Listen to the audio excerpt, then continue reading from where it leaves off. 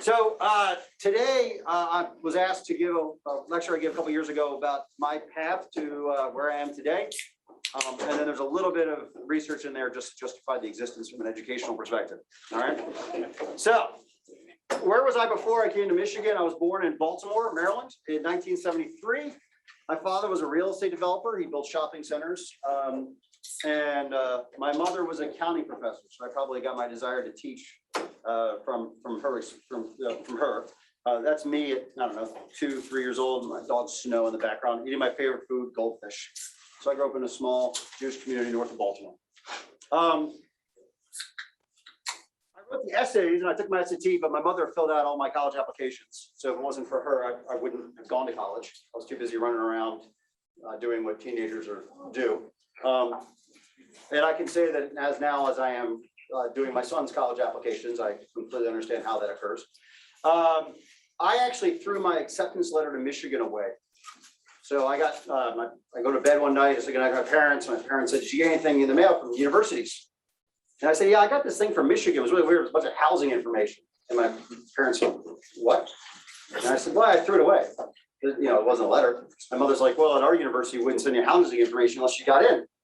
And we had a trash compactor. For those of you who don't deserve this, you shove your trash in and it compresses it down. My parents run downstairs, they pull all the dinner out and they find this envelope from Michigan, and my acceptance letter had been glued to the front where they close, you know, the automatic glue machine and closed the envelope. So I got in. I had never heard of Michigan before, university. Again, I did not apply to any schools. My mother did. I never visited the university. And the first time I ever saw Michigan was the day I showed up for freshman year. My father had an airplane and kept on saying, do you want to go visit schools? And I was like, no, what's the best engineering school and business school I got into? Because I didn't know what I wanted to do. He said, Michigan. I said, okay, I'll go there. That was literally the entire process, which I don't recommend for anybody, but yeah, worked for me. So I came to Michigan as an engineering student in 1991. I had never been to a football game before. So when I got into Michigan, I looked at my father and said, is that a good school? And he's like, oh yeah. He's like, you know, Big Ten football. And I was like, what's Big Ten football? Again, East Coast Jewish community. I played lacrosse, I wrestled. We didn't have a football team. Well, if we did, I never saw them because they weren't good. And the Colts had left Baltimore when I was a kid. So I never watched NFL. So I'd never been to a football game before. My first football game ever in my life was walking into Michigan Stadium for the Michigan Notre Dame game. I didn't even know what a first down was. I had to ask my roommate, like, what the hell's a first down? I really didn't understand what winter was. I remember calling my father going, it's so cold here. In those days before climate change, it was way colder. Snow was coming down vertically. And he's like, well, you're smart enough to get into Michigan. You should understand where it's located. I didn't even have a jacket. And this short with time. So 4th and a foot. I was in the student section. And they're back to fire for it. They went for it all. A diving pass for a touchdown. Holy cow. Would you believe this? So why I became a naval architect? My father owned a 50-foot Troy Lee in the Chesapeake Bay. This picture was before I was born, but my mom was pregnant with me in this picture. So maybe that was some of the root cause. Grew up in Baltimore, saw lots of big ships. It's a port, obviously. But then I came to the department. And again, this is a lesson of how you should not choose a career. So I came to the department. I got off the bus it wasn't called the Commons at that time. All they had was one restaurant. It was all being built. And I went to a bunch of departments. I came to the Naval Art Department. And in our what's now a computer lab was a drafting room. This is what it looked like when I was a student. And on all the half-breath models was empty cans of beer, and there was an empty keg underneath the tables. And I figured, well, all right, that sounds pretty cool to me. So I declared naval architecture based on that premise. Probably a bad idea. So in 1994, my father said, hey, look, you chose a major based on beer. You probably should see if you like it. And so I got an internship at New Shipbuilding. That's my dad and two of my buddies from high school and my girlfriend at the time. And fell in love with it, right? It was awesome. So I had an internship, and the day I showed up, the yard had fired 15,000 workers. And the manager of the shop I worked in says, we don't have anybody. You're from Michigan, so you can't be dumb. Here, manage these 100 welders and get this carrier elevator built, which was pretty awesome. So I fell in love with naval architecture that time. Grad school, I wanted to stay in Ann Arbor. And so when I was in school, no one graduated in 4 years. This was before a thing called Curriculum 2000. The average engineering student in Michigan at the time graduated 4.7 years. So I was graduating in December. I knew it was my last summer in Ann Arbor. I wanted to go to a lot of Jimmy Buffett concerts. I figured I'd have to work my whole life afterwards. So summer in Ann Arbor having fun be good. I asked Professor who's no longer here if I could do some research.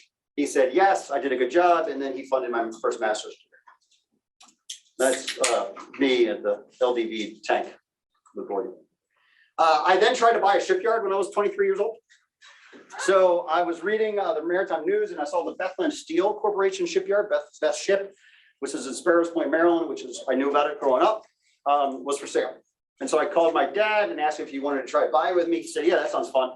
But he made me develop a business plan. And then he was good friends with Peter Angelos, who is the billionaire owner of the Orioles. He made all his money on asbestos claims. It's an important fact in a minute. And he was going to fund the purchase of the shipyard. And so this is the shipyard satellite image. It's a huge yard, 1,200-foot dry dock. It has had a steel plant there. Built ships during World War II. Open water. Across the water is the Coast Guard repair yard, just for the Coast Guard officers that want to know where that's located. This is my dad and I at a tailgate. You can see the theme of my experience. And so what was the business plan? Well, I wrote the business plan to basically separate the two yards and a new build yard and a repair yard. And the focus was going to be a thing called OPA 90 barges. So the Clinton administration passed a thing called OPA 90, which was all barges in the United States would have to be double hulled by 1990. They kept on being pushed back and pushed back and pushed back. So there was an opportunity, no one was doing it. At the time, the cruise ship industry started having inroads, and so I thought there was an opportunity there. And then Jones Act ships were getting the end of life, and so there was an opportunity as well. And the focus was really on cash flow. The entire venture business plan was based on cash, getting enough cash flow in, so you can easily, if you have enough cash, you can get debt. And if we had the cash, we can pay the employees, and we can get better employees. And then that would give me the scale to the profit. So the repair yard was the cash side, and then the new build was going to be the profit generation engine. What was the issue? Well, in the 1990s, this is before the dot-com era. Dot-com happened when I graduated. There was no such thing as a 23-year-old CEO. It wasn't going to exist. And so we had, my father and I and Peter had to hide the fact that the entire thing was developed by me. My father was a chain smoker. And so he had these meetings in Bethlehem's corporate office, and they didn't allow smoking. And he would say, I got to get a smoke break, run downstairs, call me on the cell phone and be like, they're asking this. My father built shopping centers, and he had a psychology undergrad degree.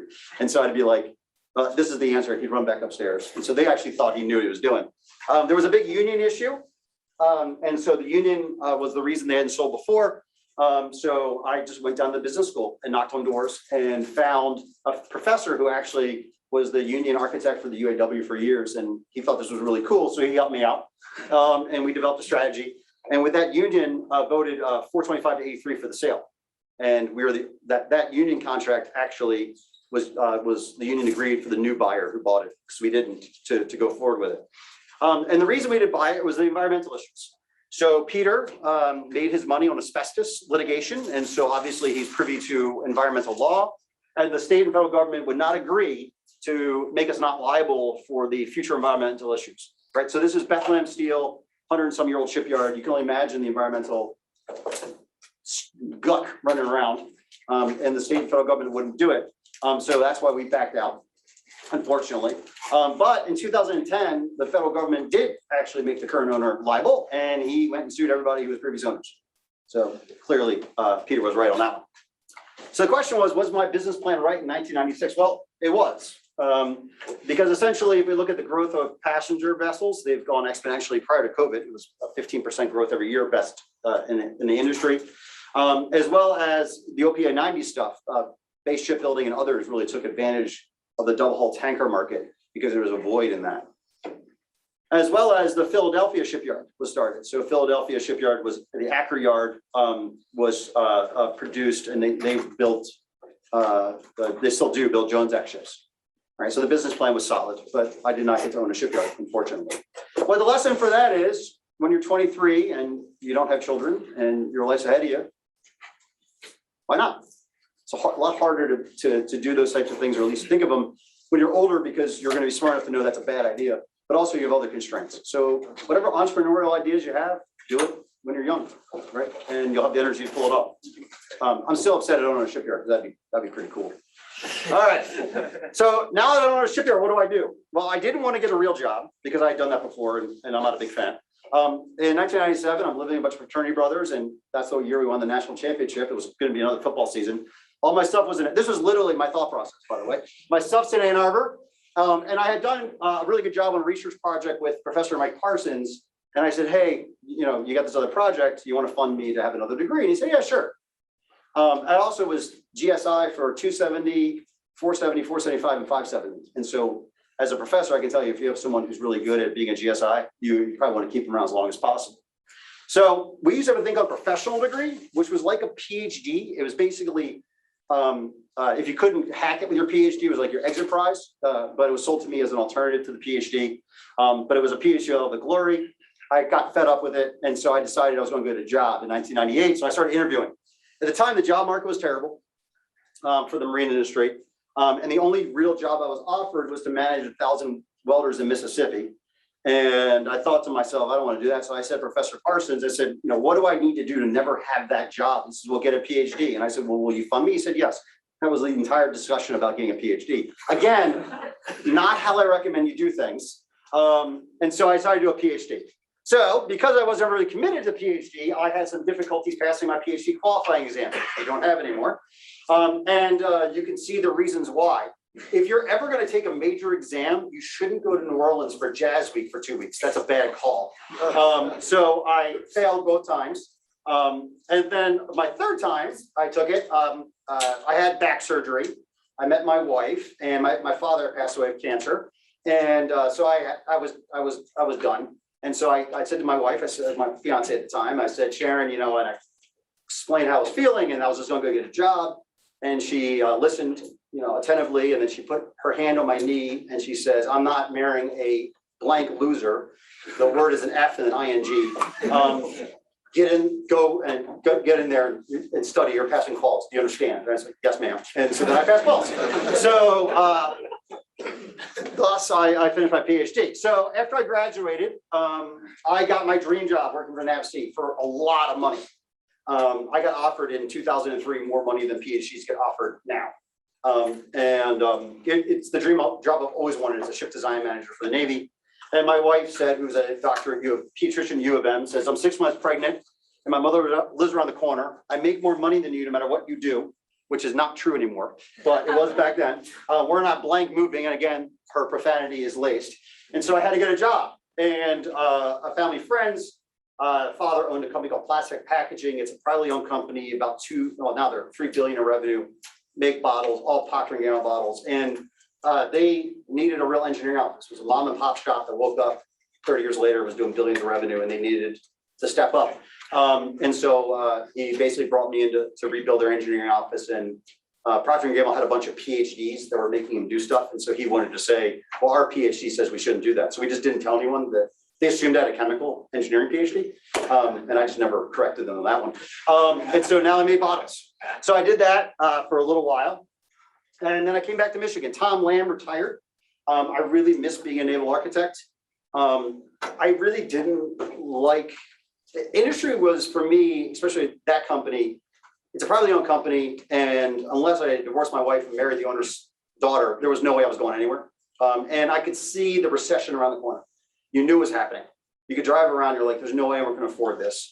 And I did not want to be in Detroit as a, highly paid middle management during that crisis. And so I decided it was a good idea to pivot. Tom was retiring, so I applied. Again, back to my academic experience, you can only imagine how many publications I published, as well as my what faculty probably thought of me at that time. So there was no way I was going to go on tenure track. So I came in as a research scientist and lecturer, but there was going to be a big salary differential between what I was making and coming in as a traditional sense, which I just couldn't. I had 2 kids at this point, 1.5 kids. So I couldn't do that. So I am the first person and the only person and the last person, because the college is not smart enough to never do this, to negotiate a performance-based contract. So I negotiated with Jack, who's no longer here, a performance contract based on if I brought in so much funding, I would get a raise off cycle from the university cycle. So I'd get a pretty big raise, and then I'd get a secondary raise when everyone's got the 3%. And the Professor Trost was the chair at the time, did not, well, I guess I didn't disclose the fact that I already lined up all the funding to meet all those metrics from the Navy before I ever showed up. So Lo and behold, that solved my problem there. By the way, they don't do that anymore because I tried renegotiating after that contract was up and they refused. But the thing was, I needed to mitigate the risk of failure. So this is an important life lesson, right? You're going to take a risky position, and risky is in the terms of if it doesn't work out, that you need it to work out. A lot of institutions, organizations don't necessarily have that path. So at U of M, we have faculty path and we have research path. Well, research direction, a lot of research it's soft money. It's you eat what you kill. The faculty path is paid for by tuition dollars and things like that. If I didn't have stable income for 3 years, I couldn't have taken the risks to build a research program. I'd be too worried about paying my bills. And so when you look at these kind of ventures, you always got to think, okay, how do I make it so that I can do the thing I need to do to be successful? So take a step back, think outside the box, and come up with a mechanism. Because if I was basically on standard, whatever money I brought in salary, I would have never been able to build a research portfolio. So thinking through the mechanics to be successful is important. So I started as a research scientist. My goal was to be tenured by 40, transition. Most people don't ever transition over. And I'm still mad. I missed it. I got a tenure at 42. But anyway, this is an important aspect. You want to have goals. So I even do it today for me, right? I have 6-month, 1 year, 5 year, 10 year goals, right? It gives you course correction. Doesn't mean those goals don't change, but if you don't have that, you can't measure and you can't figure out what you need. You can't do strategy. All your careers require strategy. They're not jobs, they're careers. If you view everything as a job, that's not the problem. It's career. So what education you're going to get, what jobs you take, you got to be thinking about that short-term, medium, long-term. All right. So when I was in this process, I think a really important lesson I learned was from Professor Parsons, my Ph.D. advisor. And I was trying to get on tenure track, right? And you guys are going to have this in your career where you're going to want to, get to this position, vice president, director of engineering, technical warrant holder, whatever it is, CEO. And I would say, well, Mike, should I do this or this? Nick's telling me to do this, and Armin's telling me, what should I do? And Mike would listen, and he would say 3 things, which drove me nuts. He would say, do what you think's right. And he'd say, work hard and always maintain your ethics. And then one day I said, well, what does that have to do with tenure? And he says, I never told you to get tenure. I just said, if you do these things, it'll work out just fine. And what he was basically saying is true. Do what you think's right. If everyone else is turning right and you think you should turn left, turn left. As long as you're using data, as long as you're planning, you'll probably be okay. You're all real smart, it'll work out. Work hard, right? That sounds ridiculous, but it's true. Most people never show up to the game, right? Most people don't work as hard as they need to achieve the goals that they want to have, right? If you want to achieve something big, it requires effort. And there's a great quote from the last lecture. There's a faculty member who has a very famous thing called the last lecture. I recommend it, who passed away from pancreatic cancer. And people would go to him and say, wow, my God, you got tenure so early. And he said, what's your secret? And he would say, well, call me on Friday night at 10 o'clock and I'll tell you, meaning he was working hard. He was there doing what needed to be done. Now, life-work balance is important. Family's important. But my kids were little when I was trying to do what they needed to do. They went to bed at 8 o'clock and I got back to work, right? Matt Collette's always up at 4 a.m. doing something before everyone else gets up. It's what it takes, right? And he had another quote. A lot of people want a shortcut, but he found that the best shortcut was the long way, which is true, right? And then always maintain your ethics. That's all you got. So always do what you think is ethical and you'll be fine, okay? So this gets me to set-based design, right? So when I came back to university, my only research skill set was my thesis. And I did a gap analysis and figured out that there was a potential. And so I leveraged in pretty hard. Other people were telling me to do optimization. They were telling me to do stuff that the mechanical engineering community did. And I realized that I can't control that. I can't control doing publications and having academic impact in a domain that's on my own, but I can control the naval domain. And so I didn't listen to anyone's advice, and I did what I thought was the right thing to do, which was become dominant in my field. And the part that I was good at and the part that was lacking was at the time the Navy was failing a bunch of design programs, and I had expertise in this area. And so this is a good example of that. I remember meeting with the dean of research when I started off, and he says, you know what, set-based design is dead. We tried it in the 90s.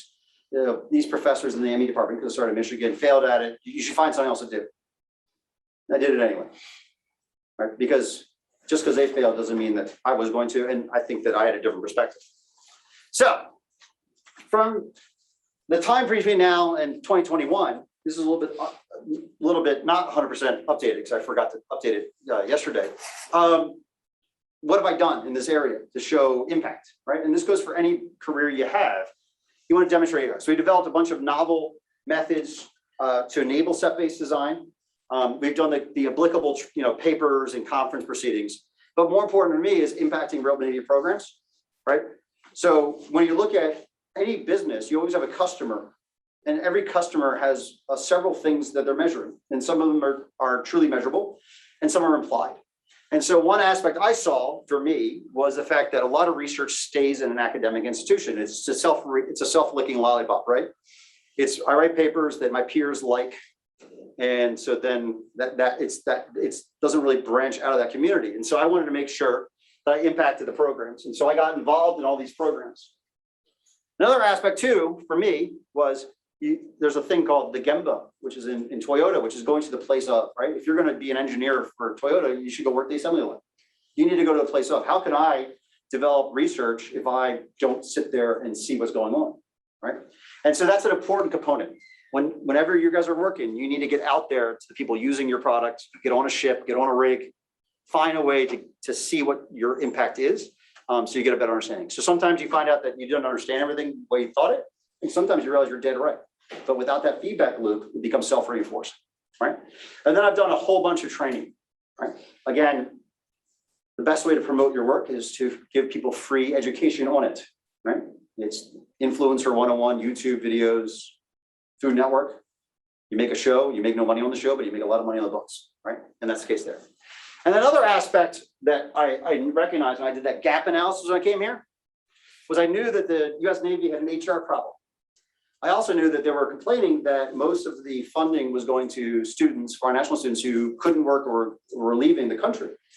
The way it used to be in the United States was when you had a foreign national students that came to a PhD, they stayed.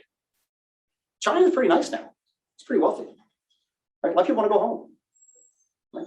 Wasn't the case in the 80s, but it is now.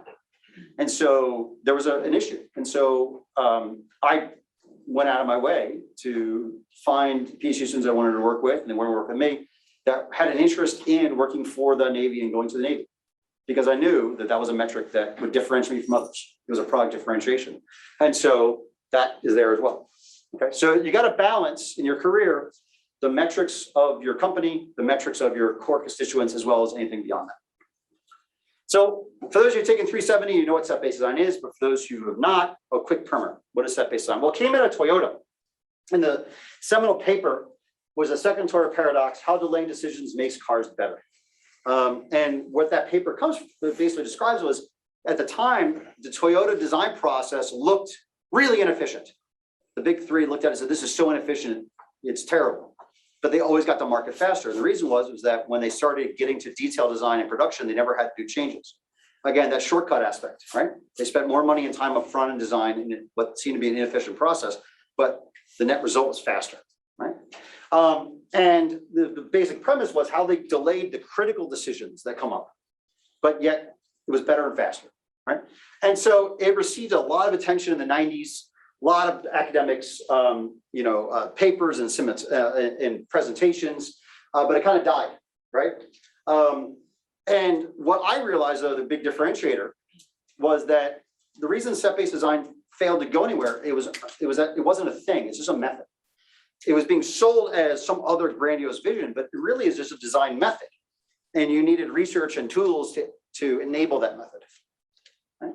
And so that gap analysis about, okay, why was it unsuccessful? Professor Leiker is brilliant. The people that were working on it for me were great. How did it fail? Why did it die on the vine?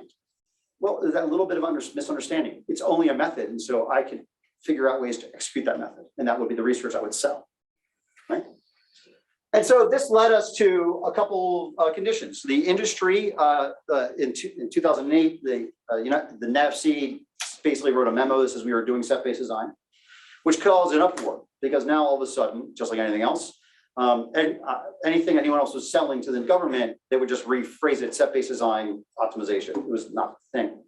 And so we developed a taxonomy in my lab because we were just so annoyed that people were selling the wrong thing about what it was, because we needed to explain to people that it was only a method. And so we developed this design taxonomy, which is important because it really puts everything in the right context.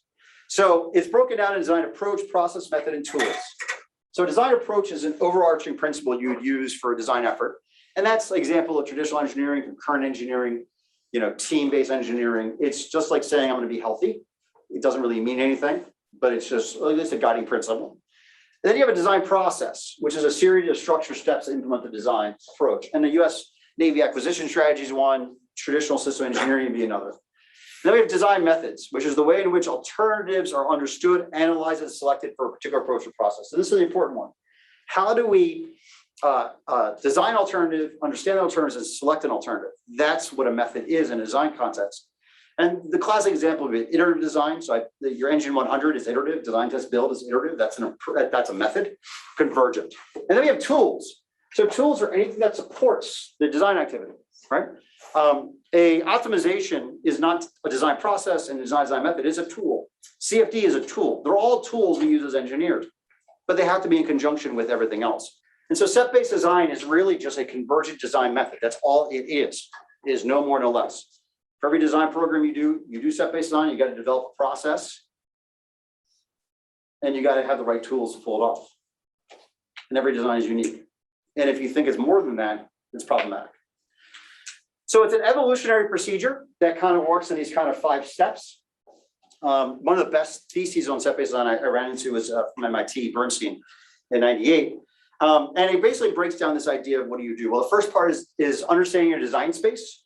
So if we look at time step 1 here, we have a design space. A design space could be a function, it could be a variable, right? So it could be length, it could be a function of some sort.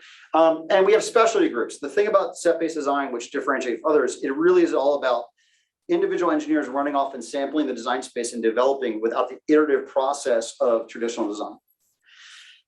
And so they go off and they investigate the design space. So we define a large feasible region.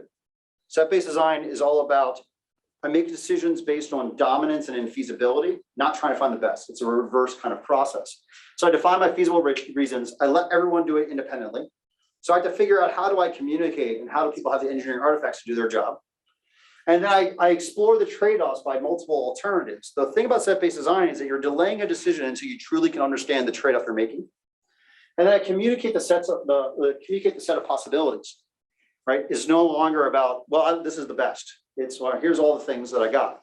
And you can see here that these specialty groups are kind of going around the design space, and most people would go around the area of best interest. And so what's the next step? Well, the next step would be finding overlaps, finding out where the different specialty groups want to overlap, right? And so we essentially integrate by intersection. What that means by that is we say, okay, how do we take the CFD that's done for the resistance and the engine and figure out where those two come over on top of each other? Now, it might be a terrible hull form or a terrible engine, it doesn't matter. As long as it's feasible, we're good. And we find that intersection, right? And we seek a thing called conceptual robustness. And what conceptual robustness is that as the design space changes, my solution is still valid. Conceptual robust, a physical robust solution is one that is impervious to environmental impact. So it's like a bearing or a gear, but design is conceptual. So conceptual robustness means that my design artifacts, whatever calculations I made or whatever decision I made, don't matter what you do. If I can do that, I can decouple the problem and make it smaller scale. And then lastly, at this stage, we eliminate infeasible solutions. So what set-based design does that's very, very innovative is the fact that by looking at only infeasibility as a solution, getting rid of things that are infeasible, I don't need any more information. So the most limited, it's the smallest information source I have. If no new information will change that designation, I can eliminate it. And then it enables me to not get design lock-in, because you're eliminating things that you clearly know are going to hold to be true in the future, and you're not selecting something that might change in the future. And then we keep on increasing our fidelity. So we gradually narrow sets, we increase the fidelity. Increasing fidelity could be going from a parametric resistance calculation to CFD, it could be traditional engineering fidelity increase. Or it could be I bring something else in, like manufacturing, costing, autonomy, software, right? I can increase fidelity and it's just more information or more correct information. I want to establish that feasibility before I commit to anything. I want to stay with my sets, and then I manage my uncertainty at these gates. So as I go down these process gates, any uncertainty I have or risk I have, I manage them in that location. I find contingency plans or investments to mitigate that risk. And then at this stage here, we start eliminating less desirable dominated solutions. You want to eliminate dominated solutions later because dominance requires more information. So in feasibility, it's pretty straightforward. If I give you a restaurant example, which I don't know if I have in later slides. If I said to you, what's the best restaurant in Ann Arbor? You're going to have to ask me lots of questions, right? What kind of food do I want? What's my price point? What do I have for lunch or dinner? Do I have any food allergies? A lot of questions would have to be determined. If I say, what's the worst restaurant in Ann Arbor? It's the one that gave you dysentery, right? It doesn't require a regime or type, right? And so you need to have more engineering artifacts to determine the dominance. And when I consult on this, I always say I want 3 to 5 measures of dominance. Because if I'm just looking at one measure of dominance, I'm basically biasing the design towards that. So I want 3 to 5, and then I start eliminating that point. And then at the end, you'll, from an evolutionary perspective, have a set of feasible solutions that are non-dominant. So the most common question I get often is, how is eliminating dominant and feasible solutions different than selecting the best solution? It seems counterintuitive, right? What's the difference between selecting and eliminating? P1 minus P. Well, the difference really is that set-based design is design discovery through elimination, not selection, which goes against all paradigms that we have. Everyone wants to have a Pareto front and the best. This is all about just eliminating the worst and letting the best kind of arise to the top, right? And what's important to realize that selecting the best solution is not the same as eliminating the worst. Best solutions can change with time. As I increase my quality of engineering information sources, that might change, right? A great example would be if you're building an autonomous vessel and you don't know necessarily the performance of the vessel yet, and you ask an engine manufacturer for reliability, they're not going to be able to tell you until you give them a profile and other information. So what's the right engine might change with that new information. There's always uncertainty with best solutions. I gave you the example of the best versus worst restaurant. There are always many contextual views required for best, but there's only one for worst. It's just bad. And so set-based design really focuses on eliminating things that are clearly dominant or clearly infeasible. What's important to note in set-based design, which people don't realize, is that optimization and synthesis and engineering tools can be used to create these dots, but they're not used for the selection, which is something that the Navy is challenged with, is that they really try to believe that if I hit go and I get a ship, it's good. And that's not the case. That works for bulk carriers, but that doesn't work for complex combatants. So, in conclusion, so you guys have time to ask me questions.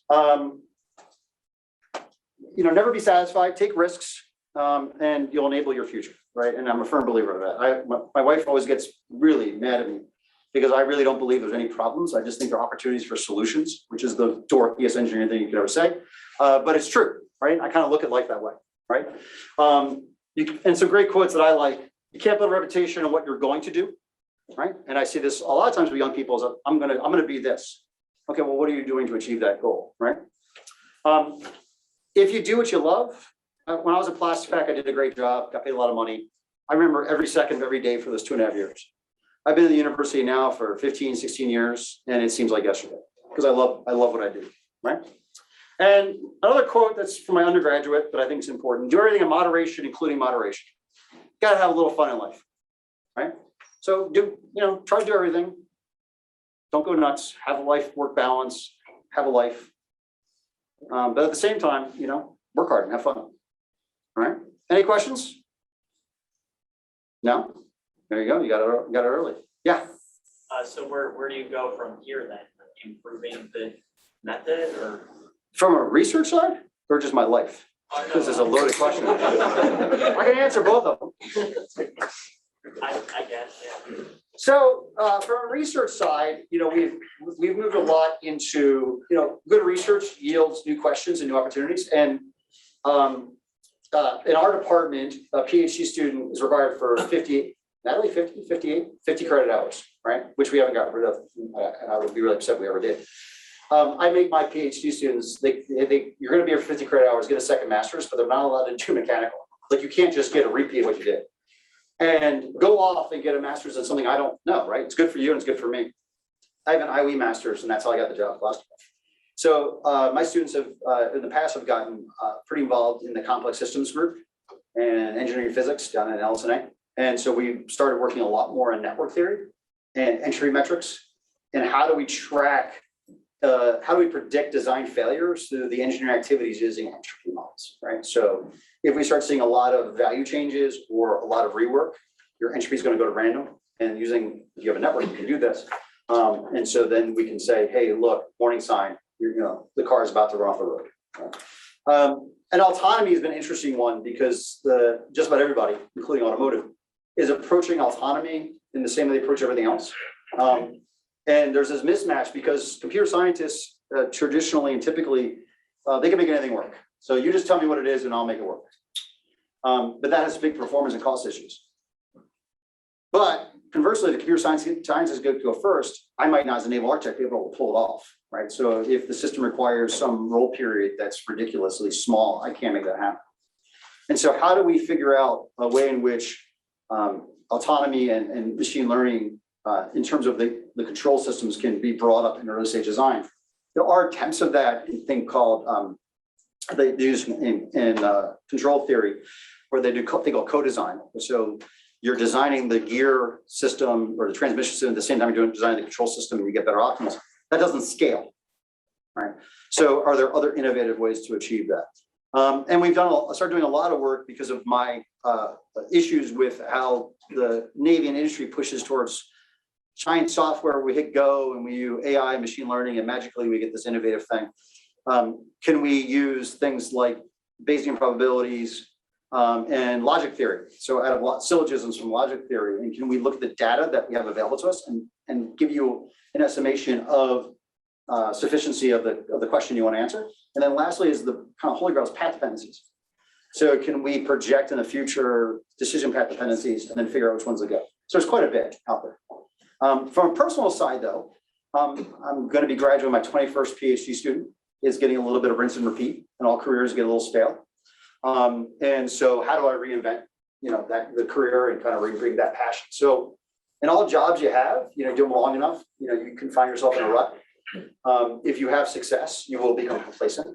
And so I started doing things like recently, I've had other people in the Navy evaluate my program.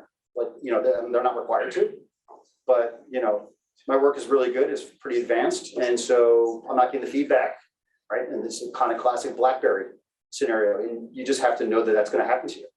And so when you start seeing yourself not getting the feedback and becoming complacent, you still might be better than everyone else, but you're not as good as you need to be. Then you need to create mechanisms to kind of put a fire in your rear. You know what I mean?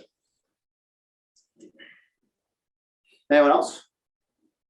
Yeah. What are some of the biggest challenges you face with set-based design, like in the Navy? Oh God. So the biggest challenge is there's two. The first one is the Navy itself. So the Navy, you do get every now and then someone in leadership who gets it, but there's such a high rotation of officers and admirals through. And they want to think they have impact. So there's been this narrative that 20,000 designs is better and they're going to have toggle bars to switch and then thus they have a choice. And so what we've created is this situation where low fidelity, most likely incorrect information through the illusion of graphical interfaces gives an admiral the illusion or decision maker or the PO office that they've had a big impact and choice. And that's self-created, right? It's no different than any of us on our consumer products, right? Social media, I got 5,000 followers. That means I have 5,000 friends. That is untrue. It's the same aspect. So there's an issue of marketing, and then that's reinforced by large labs that are congressionally mandated, like Georgia Tech's research lab, Penn State, who basically sell that product, that narrative. And then that's also reinforced by academics because you get papers published for optimization algorithms. And so you teach those PhD students. And so there's that narrative. And then the second issue is because the Navy has policies and procedures that are required by law that go against the set-based design approach. The contractors are only required to essentially, have a blurb that says, we're doing innovative set-based design. And what they're all doing is they're taking an optimization routine or synthesis code and they're running it with ranges of inputs. That's a set. That's called sensitivity analysis. And they're going to point designs. That had changed for a little while. And then we've had some I wouldn't say bad leadership, but ill-informed leadership. And that's changing again with the new Secretary of the Navy. So my hope is that this time I do a better job. I think the mistake I made the last time is that I just kind of was like, well, I'm never going to get Naval postgraduate school to move, and it's not my job. And I probably should have published more. I probably should have, the hard part is you don't want to be known as like the really angry professor. It's like, so how do you present the material in a way that's productive? And I kind of looked at, I probably was too passive on that, and I probably allowed too much to go through, and I probably need to publish more lower end kind of discussion papers in the journals instead of focus on academic ones. I think I screwed up on the marketing. I don't have a website. I think I do. Student did it once. I have no idea where it is. Like there's a lot of stuff I don't do that I should do, Twitter and things like that. I didn't play the game well. And so the biggest challenge is the institutional people that are there. There was a big push that set-based design is a subset of system engineering because the system engineering community was freaking out. And in COSI, every time I give a talk on the research we're doing, like the entropy stuff, they change their definition of what system engineering is because they know that they can't solve that problem. But that's a 40,000, SNAME's 2,000 members. And COSI's 40,000. I mean, it's behemoth. And so I think it's basically political. And then lastly, this is really hard, right? So set-based design is really difficult. It costs a lot of money up front to do, but you save money on the back end. And budgeting issues and things like that are a challenge. And so, just breaking that barrier down. I also anything that requires skill of the person promoting it is bad. And so I need to find ways to kind of commoditize some of the aspects that I would do if I was consulting. I have a lot to do to figure it out. I have another chance at it, but yeah, it's a challenge. But generally it's just people. Anyone else? Yep. You talked about like in your early 20s about investing in that shipyard. Have you just like dropped all like business opportunities or like business ideas, or is that something you like continually look for like after that happened? So I have a problem. I just don't have it in me to do a bad job with you all. I don't believe that professors, I think there are some professors and some faculty that can do both well. They can run a business and be good, effective professors. I'm not one of those people. I'm not that smart. And as a parent and as a person, the thought of students paying the kind of money you're paying for me to phone it in, I just can't stomach it. And so while I would love to not have that ethical issue, I don't. And to be successful at starting a real company, you have to make that trade-off. And I think that the proof is probably true. I think if you look at a lot of startups that exist, right? If I was just teaching one class, I did have a research lab and it wasn't in a department that really requires a lot more of my time, maybe be a little different. But for the role that myself and the faculty in our department have, Kevin and Matt and others and Dave, it just doesn't work. You can't do this job that this department requires at the level that I think is appropriate, that I would demand as a student, and have a startup company. The second issue is I can't code at all. I was terrible at it. I'm dyslexic and I learned Fortran in 1992. And so some of the skills required for me to make some product go away. And so things like set-based design, the challenge is that it really requires your time. I can't just write some code and sell an app. I wish I could figure that out. And so I just don't have the bandwidth to do it. And I probably wouldn't sacrifice, I already sacrificed my quality in the classroom through the requirements of the university and grad students in COVID. And it really bothers me that I have to make that, I don't make a choice, it just ends up being that way. And I could never imagine me doing that while knowing I'm doing a terrible job with you all, even though I could probably do a much better job than I do. There's a difference between trying really hard and failing versus actively trying not to try so that I can make money on the side. So that's pretty much it. Yeah, I do miss the money I had in industry though. I'm not gonna lie, I wouldn't mind having a lake house. That might change with time, but I think I have a combination of I don't have some of the skills and I just don't have the ability to do something at not the level that I think should be. So I wouldn't be good at a company. And it wouldn't be good here. I'd be doing both poorly, and I just refuse to make that choice. Any other questions? I think that shipyard's up for sale again. Someone wants to buy it. No one else? All right, you got 15 minutes back.